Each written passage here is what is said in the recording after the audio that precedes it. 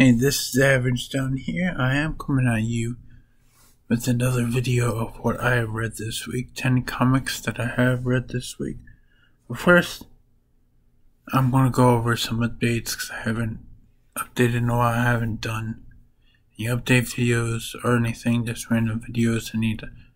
I will start doing that again. I will, but for this video, I'm just going to go with updates and all that stuff. But yeah, as you all can tell, I'm going over all the new comics I've read. I'm doing that first. I've kind of slacked a lot last month, December.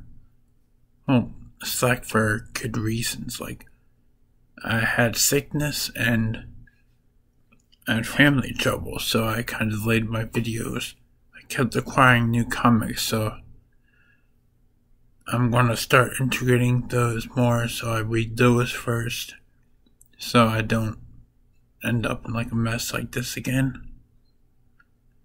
Also, I know my mustache, it looks uneven.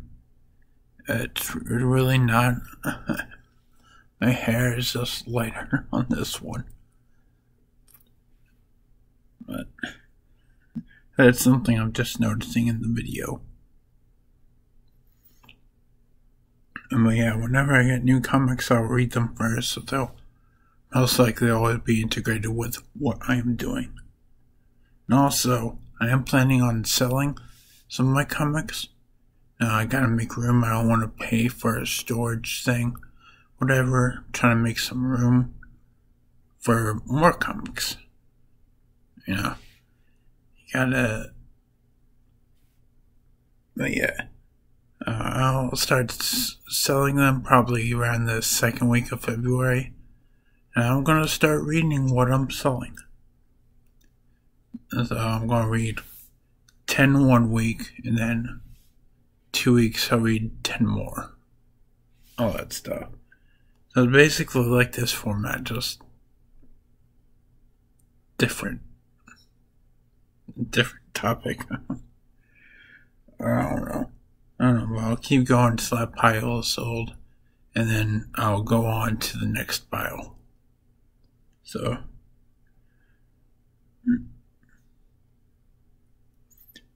but yeah, I'm also getting back into graphic novels, back into reading them, so maybe I'll do like a separate video, kind of like updating my life, and then also have that be with the review of a graphic novel. Yeah. But I will let you know, I will update you all on that as soon as I figure that out myself. But I'm just trying to keep you guys on track. Also, you may have noticed, new room, new background. I'm still in the same house, just different room. And of course, this is my script right here, and I'm sorry if I look tired. I don't know, I think I might have slept wrong or something, I don't know. But yeah, speaking of new comics, I did order 2 this week. An Army of Darkness, 1979. Number 5, cover M by Dynamite, which is awesome. I'm loving that series. And then, of course, I'm following the TV series and stuff. I didn't know about the script at first, but I'm getting Peacemaker, Disturbing the Peace, number 1.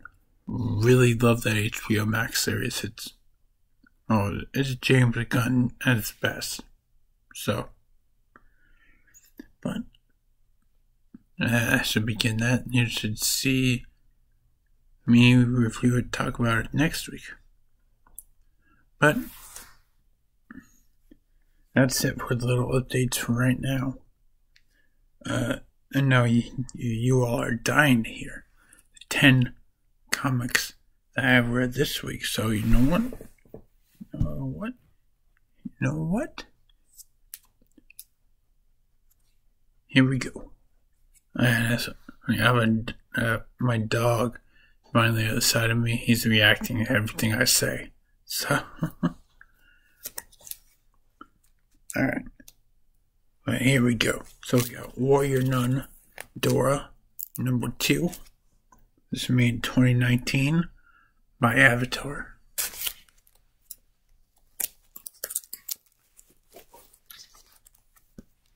We got Battlepug, number 2.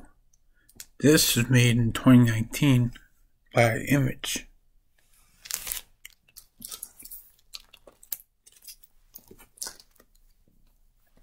We got Bigfoot Frankenstein, number 3. This was made in 2021. This is made by Action Lab Comics.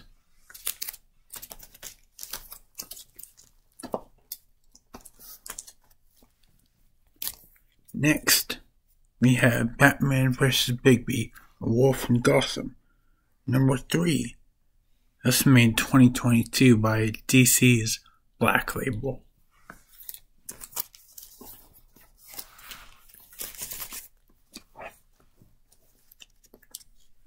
Next, we have Warrior Nun, number 3. Let me start that over. We got Warrior Nun, Dora, number 3. This was made in 2019 by Avatar.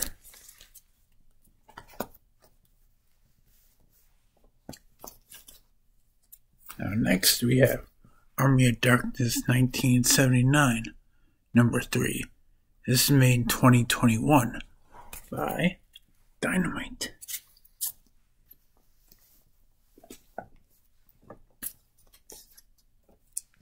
Alright, next up, we have Battlepug. Battlepug number 3. Battlepug number 3. This is made in 2019. This is done by Image.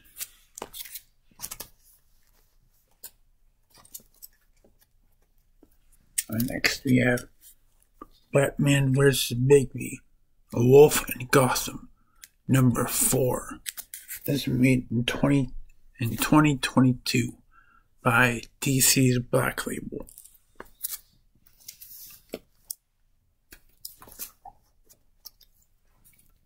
And next we have The Army of Darkness 1979, number 4. This was made in 2021 by Dynamite. And last but not least, we have Bigfoot Frankenstein, number 4. This was made in 2021 by Action Lab Comics. Alright. So first, we have Warrior Nun, Dora, number 2. This was made in 2019 by Avatar, with the writer Pat Shan and the artist Daniel Gate.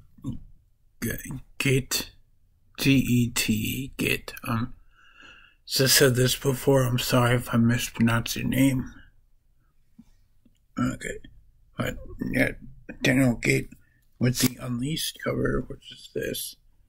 With the cover by Christian Zahner. Zahner.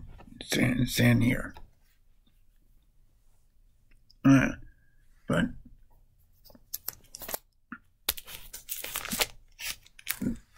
bad pronunciations of names aside, Sister Anya is in a hospital bed, and Dora is visiting her, along with Sister Eliza and Mother Superior. Bad things are coming through. The church is being raided by demons, so Sister Eliza and Mother Superior protect Sister Anya and Dora, and Sister Anya has a special blessing, the Angel Eyes. Having angel eyes allows you to see what the angels see when you dream. Ironic that having sight like that makes you blind. Sister Anya is blind. It gets so intense that Sister Eliza starts bolting the door, which Dora does not like. And she's all like, hey, you know what I don't do and everything's gonna be okay? Bolt doors. But later, an archdemon finally breaks in and starts fighting with Mother Superior, who starts fighting back and yelling, God rebuke you, archdemon. Mother Superior, unfortunately, says, but it's for naught. The archdemon starts to go, and the archdemon kills Mother Superior and starts to go towards Sister Anya. Dora puts on the gauntlet. It looks a lot like the Infinity Gauntlet from Marvel movies and stuff, but yeah, I'm gonna question it. And makes the archdemon disappear. Mother Superior is still dead. Sad. The next day, Sister Eliza tells Dora about the warrior nuns. Finally, God created the earth. God's supposed to keep up the earth and fight against the darkness. But he has not, so in the medieval times, a group of nuns started calling themselves the warrior nuns, and they started a secret war against the darkness. A secret war that continues until this day. They also passed down weapons and gifts and such from generation to generation. When Mother Superior had the gauntlet, the only she could use, and apparently got passed down automatically to Dora. No one could use it without exploding. So, well, now, Dora. We come back to the demon, because demons never die. When they get defeated, they get sent back down to hell, and then they find a way to reawaken, rebirth. You can't kill something that's already dead. That's... The archdemon returns and tells them... the archdemon is in hell and tells them of this new target, Dora, who is the new chosen one. This Dora is Greek for God's gift. And that ends that one. Now we get the Battlepug number 2. This one's by Image. Where, it starts off with the quote, "The king is dead. Long lives the queen." Now the last Compendium was going to kill the king of the Northlands. Because he's just evil. He's the one that trained the Compendium, kind of like cast him out. But the Compendium actually killed the king, and the pug didn't he killed him before. There's comics before this, he killed him before. But he didn't necessarily finish his job or something. But it's okay. He didn't kill the queen. So now he's going to face the queen. Well, that is if he and the Battlepug can survive the dangerous elves that roam the northern lands. Now we got Barney, Sasha, and the Dora, who are traveling to the lands in such a way to get through the northern lands. You got Barney, who is this little girl who is very powerful in magic. She's also powerful in swearing. Got Sasha, her mother, and the Dora, who has a kind of crush on Sasha. And they're able to find Callistus, who's the pirate king, and now he's king of the Hamdalls. Now, what the fuck is a Hamdall? Well, it's venison, shredded goat, wild boar, moo cow, little dash of some ground lizard, and finished up with a great granny secret sauce. That sounds delicious. Anyway, Callistus agrees to help them. Goes along with them a little too eagerly, I would say. Everyone except him wants to take a shortcut to the forest. He doesn't want to because there's a gang of beautiful horses that will kick you. And they do kick Barney. Then he banished from his town Rensselaer,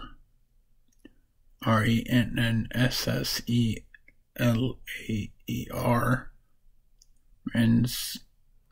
I'm trying to say Renslayer, but Rensselaer. A few years ago. Come on in and get strapped with the elves.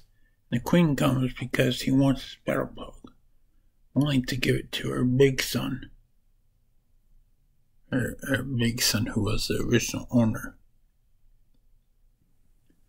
And maybe for other reasons, but we'll get to that.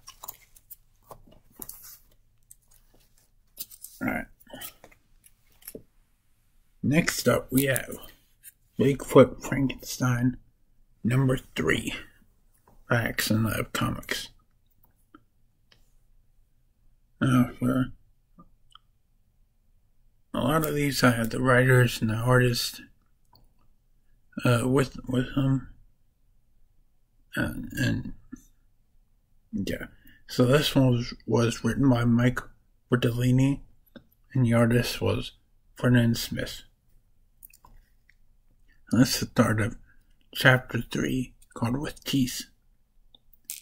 Now, Bigfoot, Frankenstein, and Jude are traveling. They're traveling to this one place where all the big feet were murdered. But they're stopping in for a day. They're stopping to take a break at the Wispy Motel. Jude sleeps. Frank does not. Frank is Bigfoot. That's his name. Something he calls himself. Frank does not sleep, but he doesn't need any sleep.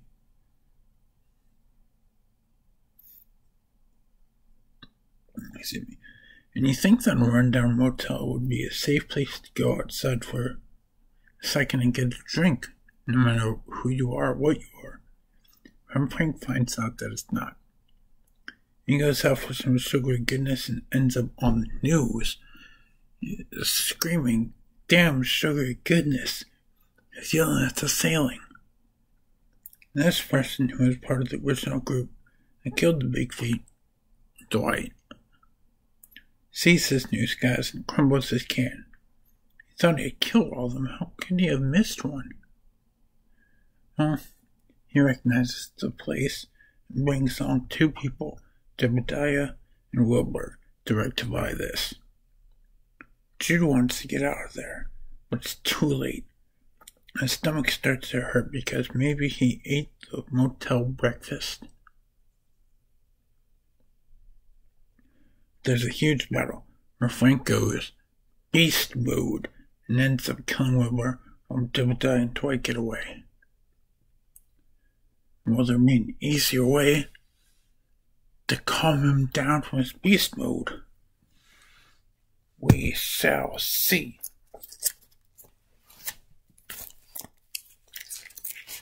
Alright.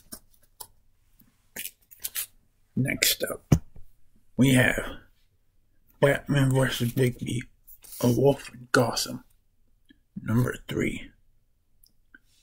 This one was made by Fable's creator Bill Willingham, the art being by Brian Level, and the variant cover being by Yannick Poquet. Yeah. But so there's a dangerous, powerful magical bug out in Gotham. Someone's looking for it. There's been robberies. There's been explosions too, like 7 or 8. Yeah, Batman saying a whole bunch of Robins. A whole bunch more than Dick Grayson and all of them. There's the whole school, whole academy of Robins. Then you got Bigby Wolf traveling around separately and unknowingly. He's traveling alone because he's a lone wolf. And Batman says to his crew, priority 1 is to save civilians. Priority 2 is to preserve any evidence. And it turns out that all the explosions were targeting libraries, rare book depositories, and private collections. Now, who's behind this? Big Bad Wolf, he gets spotted by the Gotham PD. They start shooting, but Cinderella, who's also come with them, but she's undercover, starts shouting at them, Stop firing at him, you idiots. Do you want to make him mad enough to turn around? Because he's vulnerable to bullets. Only silver bullets really do any damage. And besides that, he's tough as nails.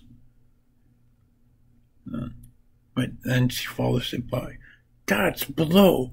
Were you trained by monkeys? And I've never heard that expression, God's below, so that was funny. Batman and the Robins do run into the Big Bad Wolf. They go after him with fists of pain, and tons of knockout gas. But the knockout gas has no effect on him. And that's where we end that one.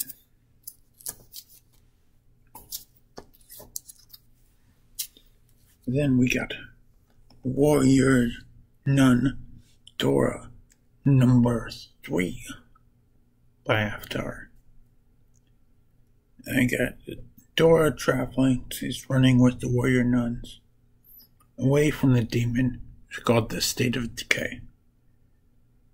They're going to take a place that's unbeknownst to the demons, Mother Rose's garden. Also unbeknownst to everyone, Mother Rose is Dora's aunt. And the demon can see where they are, though. He captured an angel and is magically using the captured angel to see to his sister Anya's angel eyes. But then he gets there in the future in a few pages. What happens between that? Well, Dora is immediately just angry and storms off to her own cabin. Sister Anya goes in to calm her down, but she does a little too well because they end up kissing. Sister Anya then starts passing out. Not because it was a bad kiss, but because demons. When demon used her angel eyes, she can tell. Starts passing out, screaming, They see! So where the Saints of Decay comes in. He finds them and starts fighting up, looking for Dora, who's the chosen one. While the fight is going on, Sister Anya just decides to gouge her own eyes out. The Saints of Decay is trying to convince Dora to work with them to become the heirs of hell, but Dora refuses. Grabs her gauntlet, which I swear in this one looks more like the Infinity Gauntlet than the last one, but it's okay. It says, Go to hell. The fight's over with the Saint saying, Hell never forgets. 2 months later, this comic, it shows that Dora and Sister Anya are no longer with the warrior nuns. They're in the same car together. They're still running from the Saints' Decay because hell never forgets. And this one also comes with a short story based on a Shotgun Mary. It's called Shotgun Mary, Son of the Beast. And this story was made 20 years ago, and it's by the original creator, Esad Ribic. And this is a short story too. It's like there was a big fight in the desert with Shotgun Mary. Won the fight, but she lost a piece of herself and her motorcycle. She grabs a ride from a guy named Bud and finds herself in a bar. She goes to a motel to rest, and she ends up in a fight with a whole bunch of people who love Dirty Harry movies. So, you like Dirty Harry? And my shotgun holds 12 rounds, and all this excitement, I don't know how many I fired. And then she responds, "Do you feel lucky, punk?" And shoots the guy. The guy that's bleeding out tells her that something is going on at the harbor. And she goes, she fights. Nothing is as it seems.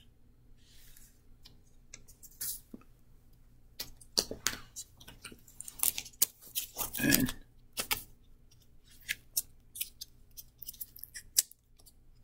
I don't know what I did, but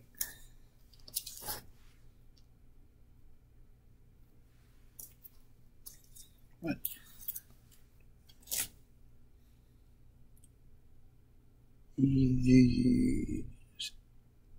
But now we have Army of Darkness, 1979, number 3.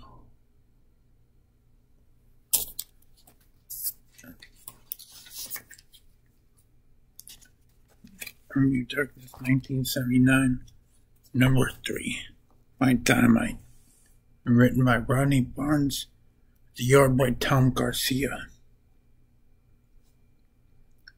Now, of course, Ash is still falling from the train from being pushed off by the Panthers, and he is working for the half-deads, he is. And they're all wanting to be the #1 gang in New York. They gotta stop the warlocks who have the Necronomicon, while using it to do evil deeds and power everyone off. Basically, use their power to win. And one of the Panthers is like, "I'm taking you out for good." And Ash is like, "Oh, I promise you that you're not. I promise you're dead wrong on that one." And he kills them. Violence at an all-time high. Everyone's just like, "Oh, violence in New York." It's really just gang wars. And everyone wondering who the next victim is going to be. Yeah. But there's a lot of trouble. In the warlocks. See, the leader, Bishop, wants to destroy the world. Wants to conquer the world. While everyone else is just like, we should settle it down, we should calm down, just stick to, like, the Bronx area for a little bit. Like, who cares? Bishop's just like, "No, I'm not going to do that. I'm not." And then he kills one of the guys. And it's just like, anyone else against me is wrong. They're not going to walk away. So everyone's just like, "I don't want to die. I guess I'm just going to stay."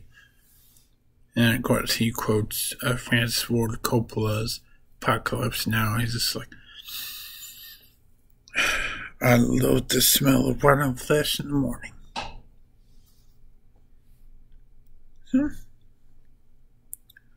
But then, you got Ash and the Half-Deads there. They're kind of just roaming roaming Central Park, because they think that's where the warlocks are going to be. Why not? That's where a lot of gangs are going to be. They get caught with this gang of, like, older looking ladies called the McBrady's. And they attack with rolling pins. Well, Ash has a chainsaw for a hand and a shotgun that he calls a boomstick. So he breaks out his shotgun, and they don't kill them all, but they rough up a lot of them, and then they capture one. They're like, where is the Warlock's HQ? And the lady goes like, well, it's in the subway tunnels. It's in the subway tunnels. So they got a lot to go. When they head off to the subway tunnels.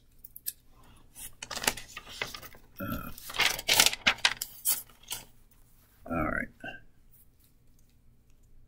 So next up, we got Battlepug number 3. This is written and drawn by Mike Norton. Cover B by, or the one cover I have right now, by Jason Sean Alexander and Louis NZT.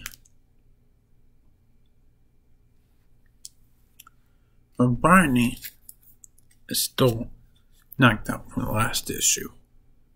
Still kind of passed out. Sasha being Barney's mom.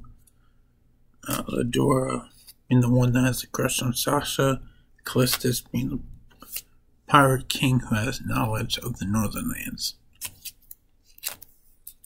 But they're still dealing with the gang called Nobody's Ponies, which is a bunch of horses that aren't owned by anyone. With names just like Sugar Spit and Slam Prancer. So, yeah, they all go up against them because, they pose a threat. And of course, Slam Prancer, Dank Beam, he's the third one, gets the Dora has the Dora in his mouth. But as when Barney wakes up, she's a powerful mage. So she wakes up, she just starts attacking them. Brutally, too brutally. She pulls the plants out and starts wrapping them up in them, starts trying to choke them, basically. She's just like, oh, I will fucking end you. She has no sensor on. And Sasha is just like, we want this to happen, or we want them to just be like knocked out or something. You're actually killing them. So she goes to Barney to try to calm her. She's like, you are the heir of beacon of Leamham, child of the green, the most powerful mage I've witnessed in my lifetime, my daughter. And you're better than this. And Barney kind of wakes up from what she's doing because she's kind of in a trance. She realizes what she's doing and she's like, oh, I'm sorry. I'm sorry. And it cuts back to Northern Lands where she knew that Kinmundium would just kill Jofel, the biggest of all the elves. It turns out the Queen didn't want him for that. The Queen wanted the Battlepug so she could easily transport anywhere she wanted to. And that's alright. Next, we have Batman vs. Bigby number 4. Batman vs. Bigby Wolf in Gotham number 4. This May 2022. Writer and creator Bill Willingham. The artist being Brian Leffel. This is chapter 4, which is Who is Afraid of the Big Red Wolf?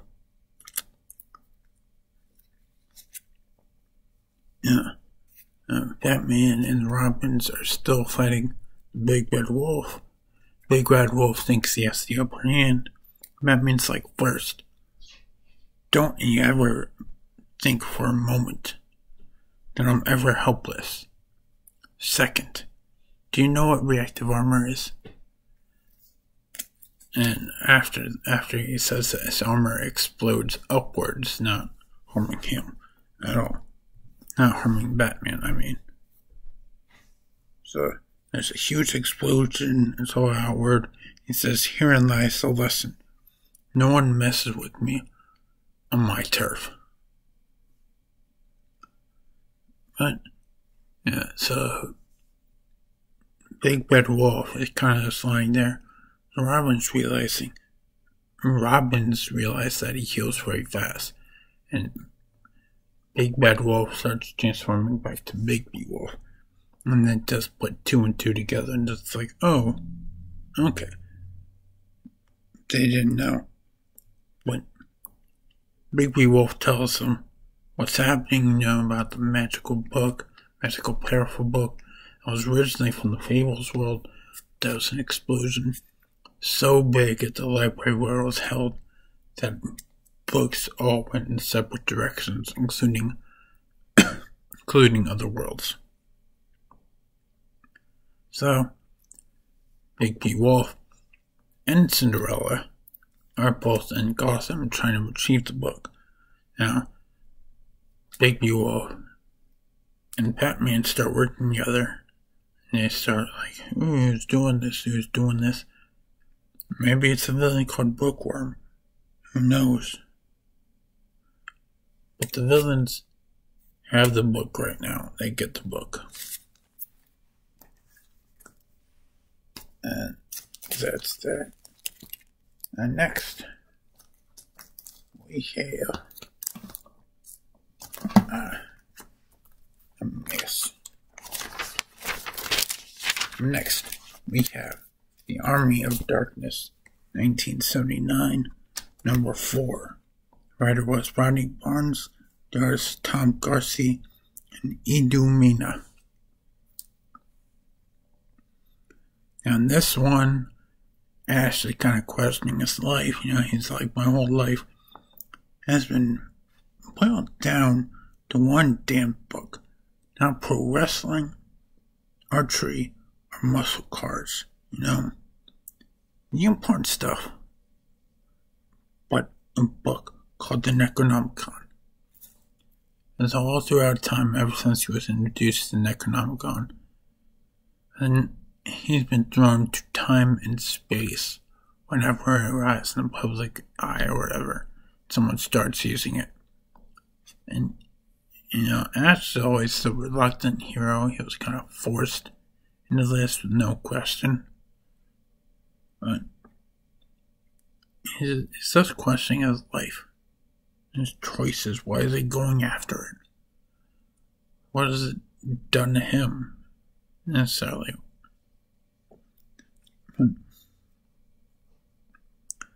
But he goes, and he just goes along his day. Goes along his day. He starts talking with Lilith, the secondary leader of the Half-Deads. Starts talking with her, and eventually they kiss. They make out, whatever. And to make out, Lilith's just like, I'm gonna go to the Warlocks. I'm gonna spy for you guys. That's what she does. She goes to the subway tunnel, where their HQ is. And she offers to join. A few weeks later, the guys from the Half-Deads are just like, she's been gone for a little too long. Let's roam around and see what we can get. So they cross the disco. Ash wants to dance. Ash dances. It's like I got Saturday Night Fever. And once we cut to Lilith, he's talking with the bishop, the leader of the Warlocks, the leader who has the Necronomicon. And he says, like, well, you know what? I'm planning on ruling this world. And I think it needs a king. It probably needs a queen. And that's where that ends. And then, last but not least, we have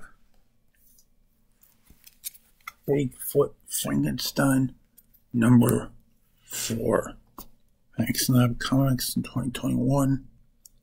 Written by Mike Bartolini and art by Foot & Smith. That's chapter 4. This is Big House. Now this reveals why Dwight hates the Bigfoot, or the Bigfoot guys, whatever. Apparently like 60 years ago, they killed this mom. And he's been wanting them ever since. So one reason, the second reason is the Bigfoot blood is healing. Really healing. So, he vows to kill all of them. Imagine his surprise when one is still standing, when he sees one. Still existing or whatever. He's furious. He wants the thing dead. So, he goes to kill it. He and his goonies, they go to kill it, exterminate. Of course, Bigfoot doesn't like that. Jude does not like that. Bigfoot gets into a big fight. Jude kind of runs a little bit because, of course, they're big freaking people. And, Bigfoot, Frank, his name is Frank. Or he goes by Frank. But he goes beast mode again. And the problem with that is, it's not that he's like too powerful. He's in it for too long. It takes a long time for him to calm down. But Jude did some tinkering. In between comics. He made another one from the spare parts in his car that keeps on ice. But he made a female version of the pride of Bigfoot Frankenstein that calms him down almost immediately after he's done with the hillbillies. Or he's done the hillbillies so far. As after he's done with it. Yeah. Oh, sorry. After he's done with it, everything, Dwight's wife, Sasha, comes out. Apparently sees like the big boss, kind of. She's all hopped up on Bigfoot juice. She's ready to fight. And that's what I read this week. Now,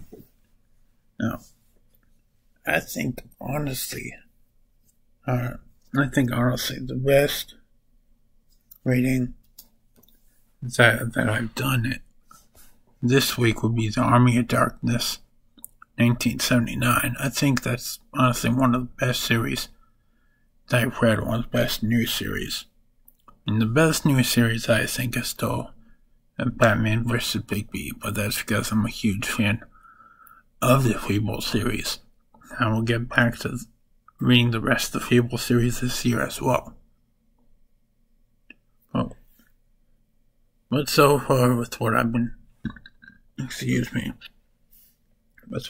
reading, say Army of Darkness 1979 is definitely the best series right now. What is your favorite series that I've discussed or that I haven't discussed that you liked? Let me know in the comments down below, or you can reach me on my socials. Ooh, socials. Yeah, Instagram, it's at TRIPL3XXX Mayhem. My Twitter is at Real Averagejohn. My Facebook is at Official Averagejohn. And don't worry, can't understand me. that's okay. I have everything down in the description below. So, anyway, I will go now because I don't have anything else to say. I'll see you guys sometime next week.